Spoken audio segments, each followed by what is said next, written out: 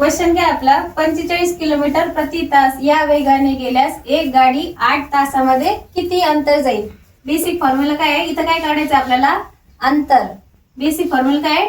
D equal to TV किंवा dish TV. Short trick. D म्हणजे काय? डिस्टन्स. डिस्टन्स बरोबर टाइम इंटू वेलोसिटी. त्यालाच मराठीत काय म्हणतो आपण? अंतर बरोबर वेळ इंटू वेग.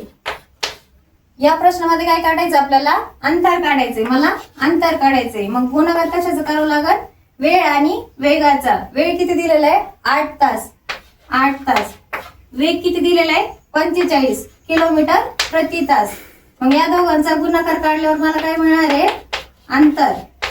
मग या दोघांचा गुणाकार करू. 45 गुणिले 8. 8 पंचे 40. हातचा आला 4. 8 चोक 32 अधिक 4 36. किती झाले? 360. म्हणजे माझं उत्तर काय आलंय? अंतर बरोबर 360. मग याला युनिट काय लागेल? किलोमीटर. फायनल उत्तर किती आलंय? अंतर 360 किलोमीटर